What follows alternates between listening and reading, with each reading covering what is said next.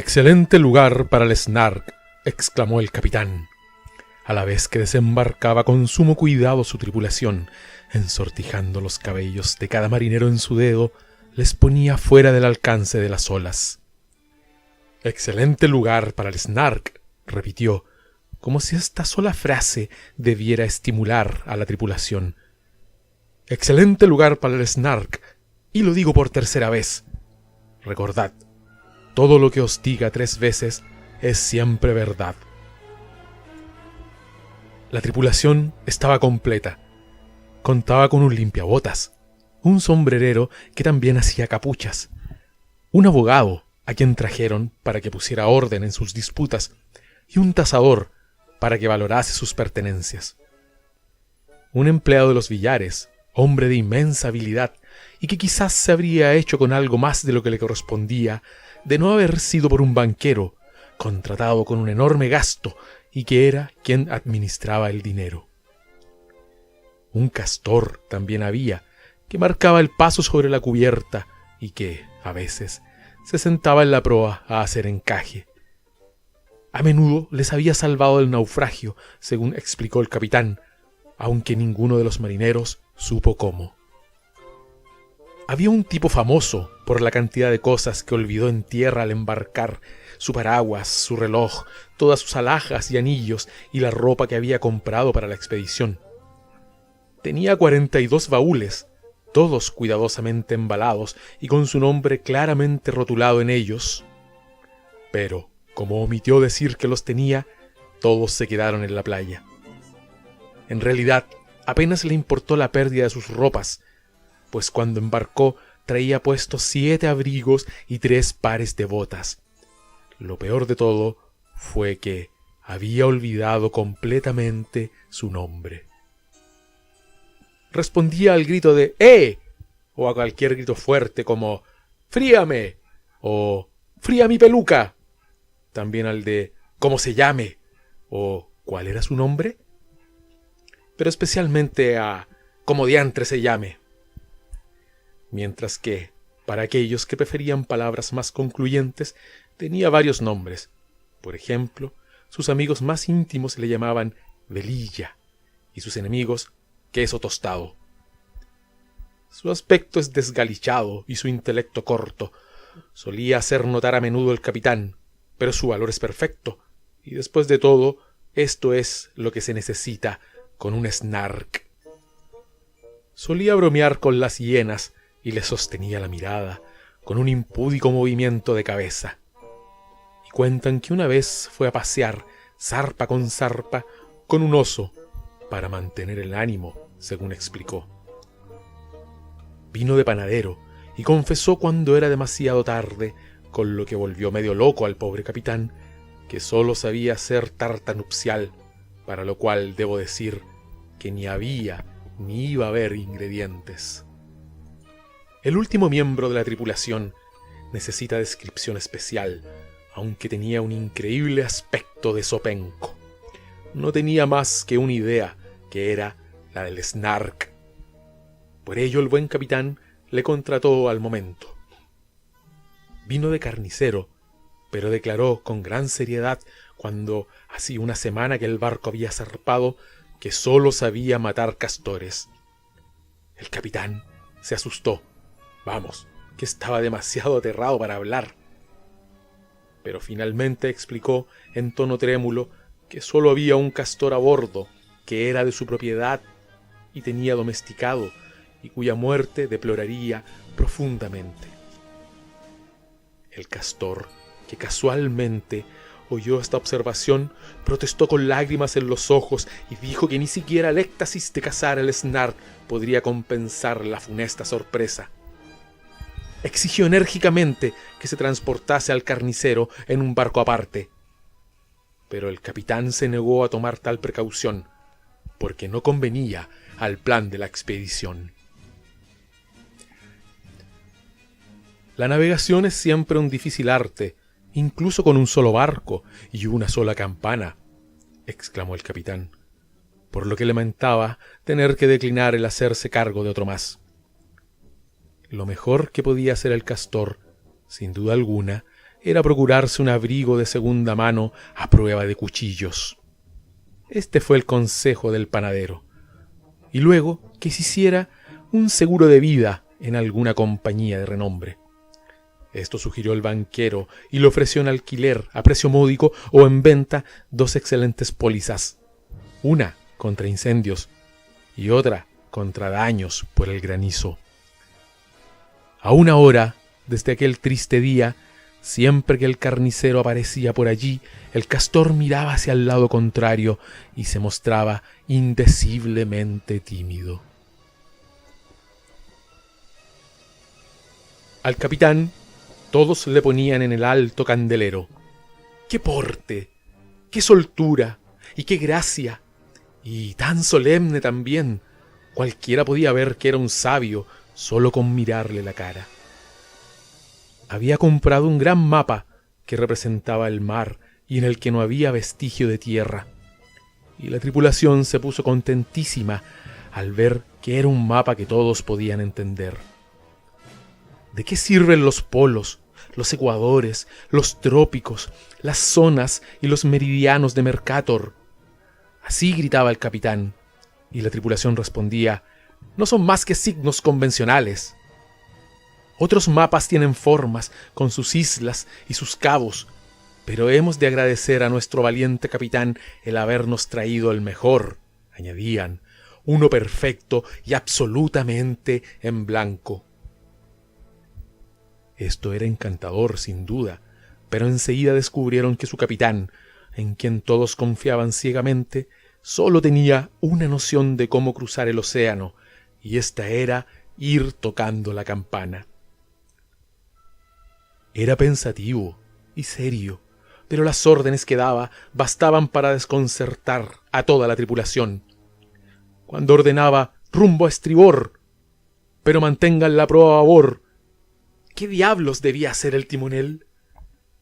También, a veces, solían confundir el bauprés y el timón, cosa que, según hizo notar el capitán, ocurría con frecuencias en climas tropicales, cuando el barco está, por así decirlo, esnarcado. Pero el problema principal estaba en la navegación, y el capitán, perplejo y acongojado, confesó que esperaba que, al menos, cuando el viento soplara hacia el este, el barco no enfilara hacia el oeste. Pero el peligro había pasado. Por fin habían desembarcado con sus baúles, maletas y sacos. Sin embargo, la tripulación no quedó complacida con lo que a primera vista descubrió: despeñaderos y precipicios. El capitán intuyó que estaban bajos de moral, y con tono musical les explicó algunos chistes que reservaba para momentos de infortunio. Pero la tripulación no dejó de lamentarse. Sirvió a todos generosas copas de ponche y les propuso sentarse en la playa, y todos convinieron en que su capitán tenía un porte sublime, allí firme, aprestándose a soltar su discurso. Amigos, romanos y paisanos, prestadme vuestros oídos. Todos eran muy aficionados a las citas, así pues, brindaron a su salud y le dieron 3 urras. Él, agradecido, les sirvió algo más de ponche. Hemos navegado muchos meses, hemos navegado muchas semanas, 4 semanas cada mes, recordadlo. Pero hasta el momento, y os lo dice vuestro capitán, ni hemos visto ni olido el Snark. Hemos navegado muchas semanas, hemos navegado muchos días, 7 días cada semana, os lo aseguro.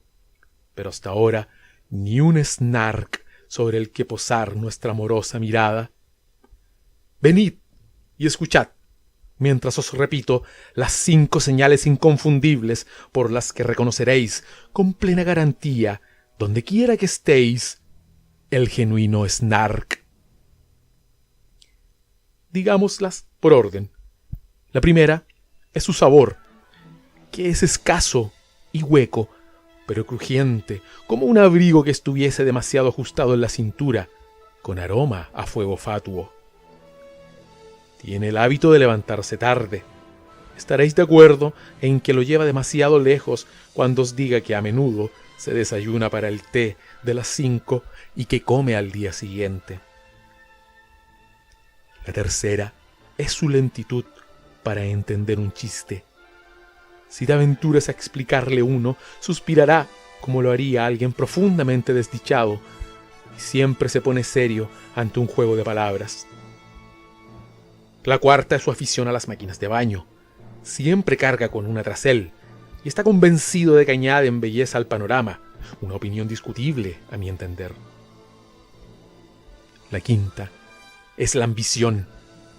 Ahora convendrá describir las diferentes especies, distinguiendo los que tienen plumas y muerden de aquellos otros que tienen bigotes y arañan.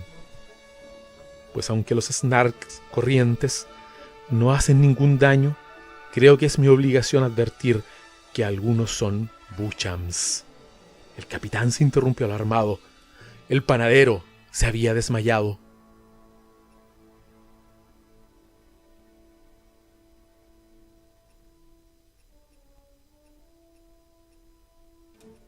Le despertaron con bizcochos, le animaron con hielo, le despertaron con mostaza y con berros, le animaron con mermeladas y con juiciosos consejos y le pusieron acertijos para que los adivinara. Cuando por fin se incorporó y pudo soltar palabra, ofreció explicarle su triste historia. Y el capitán gritó: ¡Silencio! ¡No quiero oír ni una mosca! Y agitó su campana con gran excitación. Se hizo un supremo silencio. Ni un chillido, ni un giro, apenas algún que otro lamento o gemido se oyó, mientras el hombre a quien llamaban explicó su calamitosa historia con antediluviana entonación. Mi padre y mi madre eran pobres, pero honrados. ¡Ahórranos todo eso!, bramó impaciente el capitán. Si se nos hace de noche ya no habrá posibilidad de ver al Snark. No podemos perder ni un momento. Me saltaré 40 años, dijo casi llorando el panadero, y seguiré adelante sin hacer más observaciones hasta el día en que me enroló en su navío para ayudarle a la casa del Snark. Un tío mío, muy querido, precisamente llevo su mismo nombre, observó cuando nos despedíamos. ¡Oh, sáltate también a tu querido tío!, exclamó furioso el capitán mientras tocaba la campana. Me hizo notar entonces, continuó diciendo aquel santo varón, si un Snark es un Snark, está bien. Tráelo a casa por todos los medios. Puedes servirlo con ensalada y también vale para encender el fuego. Puedes buscarlo con dedales y buscarlo también con cuidado. Puedes perseguirlo con tenedores y esperanza. Puedes amenazarlo con una acción de los ferrocarriles y puedes cultivarlo con sonrisas y jabón. Ese es exactamente el método, aseguró el capitán en un súbito paréntesis. Así es exactamente como siempre me han dicho que debería intentarse la captura del Snark. Pero, oh refulgante sobrino mío, guárdate bien si tu Snark es un bucham, porque entonces, súbita y suavemente, desaparecerás y no aparecerás nunca jamás. Esto es lo que oprime mi alma al recordar las últimas palabras de mi tío. Mi corazón se asemeja a un cuenco rebosante de cuajos palpitantes. Esto es... Ya nos lo habías dicho antes, dijo indignada el capitán, y el panadero contestó: déjeme decirlo otra vez. Esto es lo que me produce pavor. Todas las noches entablo en sueños una lucha delirante con el Snark, y en esas fantasías lo sirvo con ensalada y lo uso para encender fuego. Pero si alguna vez tropiezo con un bucham, ese día, al momento de eso estoy seguro, súbita y suavemente desapareceré, y esa idea no la puedo soportar. El capitán frunció el ceño y arqueó una ceja. Ya podías haber hablado antes. Es excesivamente torpe mencionarlo ahora que, por así decirlo, tenemos al Snark al alcance de la mano. Nos entristeceríamos mucho, como puedes figurarte, si nunca más se te volviera a encontrar. Pero sin duda, amigo, podrías haberlo mencionado cuando empezó la expedición. Es excesivamente torpe mencionarlo ahora, como creo haberte dicho ya. Y el hombre, a quien llamaban replicó suspirando, le informé el mismo día en que embarqué. Podéis acusarme de asesinato o de falta de buen sentido. Todos somos débiles en ocasiones, pero entre mis defectos jamás estuvo dar falsas excusas. Lo dije en hebreo, luego en holandés, después en alemán y en griego también. Pero olvidé completamente, y eso me mortifica, que es inglés lo que habla usted. Es una historia muy triste, dijo el capitán, con una cara larguísima. Pero ahora que has terminado de contar tu caso, sería simplemente absurdo alargar el debate. El resto de mi discurso, les explicó, lo oiréis cuando tenga tiempo para contároslo. Pero el Snark está cerca. Permitidme que os lo repita. Y es vuestra gloriosa obligación encontrarlo. Buscadlo con dedales, buscadlo con cuidado, acosadlo con tenedores y esperanza, amenazadlo con una acción de los ferrocarriles, cautivadlo con sonrisas y jabón. Ya que el Snark es una criatura muy peculiar, que no se deja atrapar de cualquier manera, haced todo cuanto sepáis e intentad todo cuanto no sepáis. Hoy no debemos desperdiciar ninguna oportunidad. Pues Inglaterra espera. Me abstengo de seguir. Esta es una frase tremenda, pero trasnochada, así que lo mejor será que saquen de sus equipajes cuanto necesiten y se pertrechen para la lucha. Entonces el banquero endosó un cheque en blanco y lo barró, y cambió su calderilla en billetes. El panadero peinó con esmero sus bigotes y su pelo, y se sacudió el polvo de los 7 abrigos. El limpiabotas y el tasador afilaban el azadón, turnándose en la rueda de afilar. Sin embargo, el castor siguió haciendo encaje y no demostró interés por el asunto. A pesar de que el abogado intentó apelar a su orgullo y en vano les fue citando varios casos que demostraban que hacer encaje infringía la ley. El que hacía sombreros, hecho una fiera, pensaba cómo colocar lacitos de una manera nueva, mientras que el empleado de los billares, con mano temblorosa, se pintaba con tiza la punta de la nariz. El carnicero se puso nervioso y se vistió con mucha elegancia, guantes de cabritilla y una gorguera bien rizada. Dijo que se sentía como quien va a cenar fuera, a lo que el capitán respondió que era una bobada. «Presentádmelo», dijo, «si por casualidad lo encontramos juntos». Y el capitán, asintiendo sagazmente con la cabeza, dijo, «Eso depende del tiempo que haga». El castor simplemente siguió desfilando con aire triunfal al ver al carnicero tan tímido, e incluso el panadero, aunque era estúpido y gordo, se esforzó en guiñar un ojo. «Sé un hombre», bramó iracundo el capitán al ver que el carnicero comenzaba a gimotear.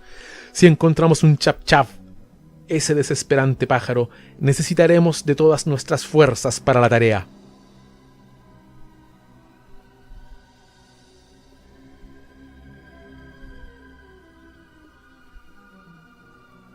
Lo buscaron con dedales, lo buscaron con cuidado, lo persiguieron con tenedores y con esperanza, lo amenazaron con una acción de los ferrocarriles, lo cautivaron con sonrisas y jabón. Entonces al carnicero se le ocurrió un ingenioso plan para hacer una incursión por su cuenta, y eligió un lugar poco frecuentado por el hombre, un lúgubre y desolado valle. Pero al castor se le había ocurrido el mismísimo plan y había escogido el mismísimo lugar. Sin embargo, ninguno reveló, con gestos o con palabras, el disgusto que reflejaban sus caras. Ambos tenían una única idea: el Snark y la gloriosa tarea del día, y cada uno intentó aparentar que no se daba cuenta de que el otro iba por el mismo camino. El valle comenzaba a estrecharse, y aún se estrechó más, y al atardecer se hizo más frío y oscuro, hasta que, debido a los nervios, no a su buena voluntad, terminaron por avanzar hombro con hombro. Entonces, un alarido profundo y penetrante desgarró el estremecido cielo, y ellos supieron que algún peligro les acechaba. El castor palideció hasta la punta de su cola, y hasta el carnicero sintió una extraña desazón. Pensó en su infancia, dejada atrás ya hacía mucho, esa etapa inocente y feliz. El sonido le recordó vivamente el rechinar de un lápiz sobre la pizarra. «Es la voz del Chap-Chap», gritó de repente el hombre a quien solían llamar Zopenco, y añadió con orgullo: «Como os diría el capitán, ya expresé mi opinión una vez. Es el canto del Chap-Chap. Id contando, os lo suplico, y veréis que os lo he dicho 2 veces. Es la canción del Chap-Chap. La prueba es total, pues con esta os lo he dicho 3 veces». El castor había contado con escrupuloso cuidado escuchando cada palabra, pero claramente se descorazonó y silvinchó desesperado al oír la tercera repetición. A pesar de los esfuerzos que aplicó al empeño, se dio cuenta de que había perdido la cuenta, y ahora lo único que podía hacer era exprimir sus pocos sesos y empezar a contar otra vez. «Sumaré 2 más 1, si es que sé hacerlo con los dedos y los pulgares», se dijo, recordando con lágrimas en los ojos cómo años atrás había descuidado la aritmética. «Eso puede hacerse», dijo el carnicero. «Creo que ha de hacerse. Estoy seguro. Se hará. Tráeme la mejor tinta y papel que encuentres». El castor trajo papel, carpeta, plumas y tinta, para que no faltara nada. Y mientras calculaban, extrañas criaturas reptantes salían de sus madrigueras y les miraban con ojos de sorpresa. El carnicero estaba tan absorto escribiendo con una pluma en cada mano que ni reparó en ellas, y se explicaba en un estilo tan sencillo que el castor comprendía muy bien. Tomaremos el 3 como objeto de nuestro razonamiento. Me parece un número muy conveniente. Tras sumarle 7 y 10, lo multiplicaremos por 1000 menos 8. Dividiremos, como verás, el producto por 992. Luego le restaremos 17 y la respuesta debe ser exacta y perfectamente verdadera. Te explicaría encantado el método empleado, ahora que aún me acuerdo muy bien, pero ni tengo tiempo, ni tú tienes cerebro, y habría tanto que explicar. En un momento he desvelado lo que hasta ahora estaba envuelto en el misterio, y por el mismo precio te daré una lección de historia natural. Y siguió el carnicero con brillantez diciendo así, sin tener en cuenta las normas de urbanidad, pues olvidó que instruir sin haber sido presentados causaría un escalofrío en sociedad. El Chap-Chap es un pájaro de temperamento desesperante, ya que vive en perpetua pasión. Sus gustos en el vestir son un completo absurdo, va siglos por delante de la moda. Pero reconoce a cualquier amigo a quien haya visto anteriormente alguna vez, nunca se dejaría sobornar, y en los test de caridad siempre se pone en la puerta a recoger los donativos, aunque no aporta nada de su bolsillo. Una vez guisado, su sabor es mucho más exquisito que el del cordero, las ostras o los huevos.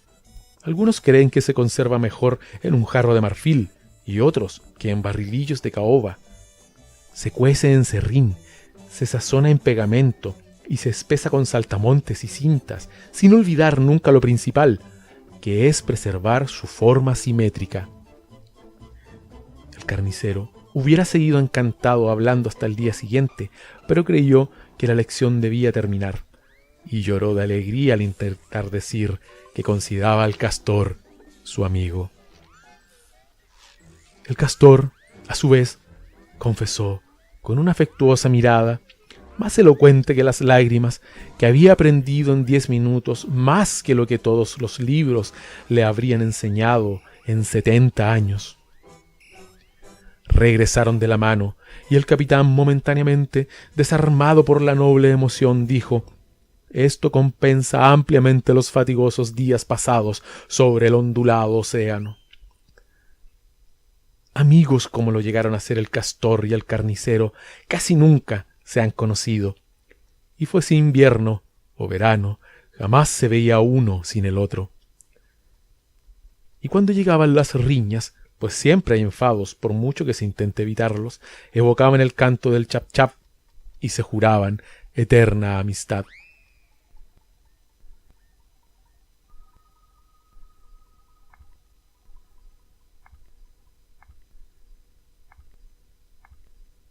Lo buscaron con dedales, lo buscaron con cuidado, lo persiguieron con tenedores y con esperanza, lo amenazaron con una acción de los ferrocarriles, lo cautivaron con sonrisas y jabón. Pero el abogado, harto de demostrar sin que nadie le hiciera caso que el castor delinquía con sus labores de encaje, se durmió. Y en sueños vio claramente la criatura que en su fantasía hacía tanto tiempo que habitaba. Soñó que estaba en un sombrío tribunal donde el Snark, con un monóculo, toga y peluca, defendía a un pobre cerdo acusado de abandonar su pocilga. Los testigos demostraron, sin duda ni error, que la pocilga estaba vacía, mientras el juez, con tenue cantinela, explicaba lo que la ley decía al respecto. La acusación no llegó a formularse claramente. Según parece, el Snark había hablado durante 3 horas antes de que nadie pudiera imaginar qué es lo que presuntamente había hecho el cerdo. Cada uno de los miembros del jurado había llegado a una conclusión diferente mucho antes de que se leyera la acusación, y rompieron a hablar todos a la vez. Al final, ninguno de ellos supo qué habían dicho los demás. «Deben saber», decía el juez. «¡Bobadas!», exclamó el Snark.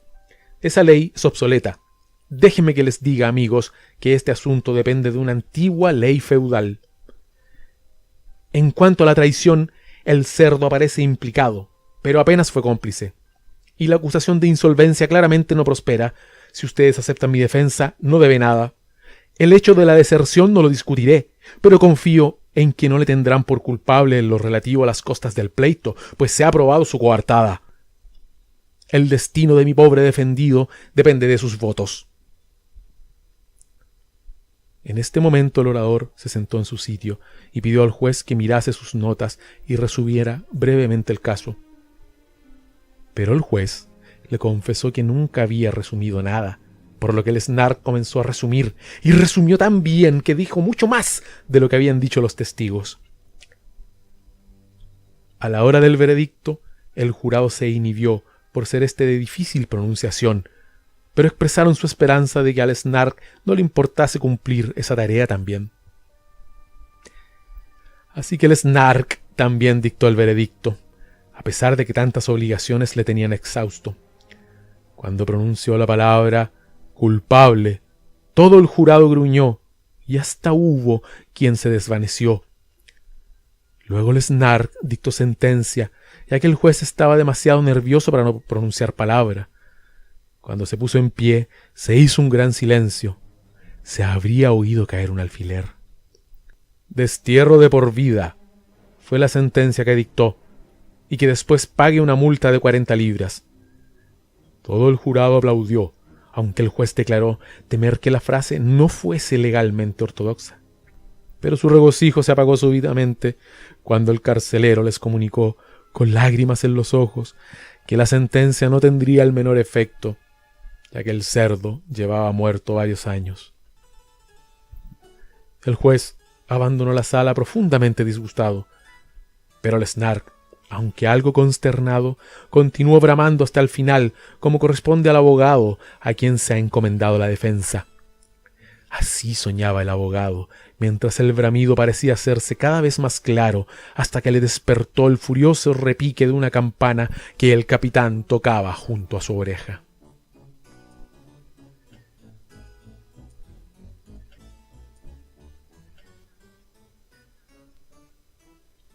Lo buscaron con dedales, Lo buscaron con cuidado. Lo persiguieron con tenedores y con esperanza. Lo amenazaron con una acción de los ferrocarriles. Lo cautivaron con sonrisas y jabón. Y el banquero, infundido de un valor tan insólito que fue motivo de general comentario, avanzó locamente hacia adelante hasta que lo perdieron de vista en su afán por descubrir al Snark. Pero mientras buscaba con dedales y cuidado, un veloz Bandersnatch se acercó de repente y agarró al banquero, quien chilló desesperado, pues sabía que era inútil intentar escapar. Le ofreció un gran descuento. Le ofreció un cheque al portador de 7 libras y 10 chelines, pero el Bandersnatch simplemente alargó el cuello y agarró nuevamente al banquero. Sin pausa ni descanso forcejeó y pugnó, dando saltos y brincos hasta caer al suelo sin sentido, mientras las maluriosas mandíbulas crujían salvajemente a su alrededor. El Bandersnatch huyó al aparecer los demás, guiados por el grito de terror, y el capitán, tocando la campana con gesto solemne, masculló: «Lo que me temía». Tenía la cara negra y en nada recordaba al que hasta entonces había sido. Era tal su terror que hasta su chaleco había palidecido, algo digno de verse.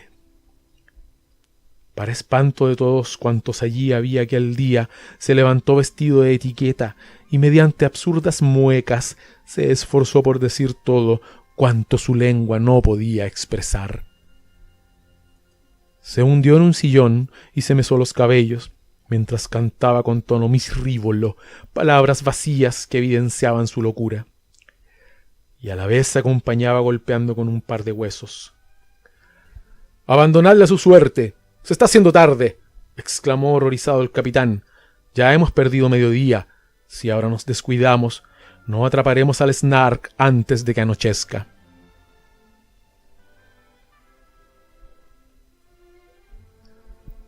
Lo buscaron con dedales, lo buscaron con cuidado, lo persiguieron con tenedores y con esperanza, lo amenazaron con una acción de los ferrocarriles, lo cautivaron con sonrisas y jabón. No querían ni pensar que la caza pudiese fracasar, y el castor, emocionado al fin, daba saltos impulsándose con la punta de su cola, viendo cómo la luz dejaba paso a la oscuridad. «Oíd», dijo el capitán, «cómo grita él, cómo se llame. Grita como un loco. Escuchad. Hace gestos con las manos y con la cabeza. Eso es que ha encontrado un Snark». Le miraban extasiados y el carnicero decía: «Siempre fue un gran bromista». Y le contemplaban, su panadero, su héroe sin nombre, encaramado en lo alto de un picacho cercano. Así estuvo un momento erguido y sublime, pero de pronto vieron cómo caía al precipicio. Enloquecido y presa de convulsiones, aterrados y anhelantes esperaron. «¡Es un Snark!» Fue el grito que llegó a sus oídos y les pareció demasiado hermoso para ser verdad. Después siguió un torrente de risas y de hurras, y después «¡Es un bú!», le escucharon decir. Luego, silencio. Algunos creyeron haber oído un débil y errante suspiro, algo así como «cham». Pero los demás juraron que había sido el silbido de la brisa. Buscaron hasta que se hizo noche cerrada, pero no encontraron ni pluma, ni rastro, ni botón que les indicase que estaban en el lugar donde el panadero había hallado al Snark. A mitad de la palabra que intentaba decir, en medio de la brisa y del gozo, súbita y suavemente había desaparecido. El Snark era un Bucham, como bien suponéis.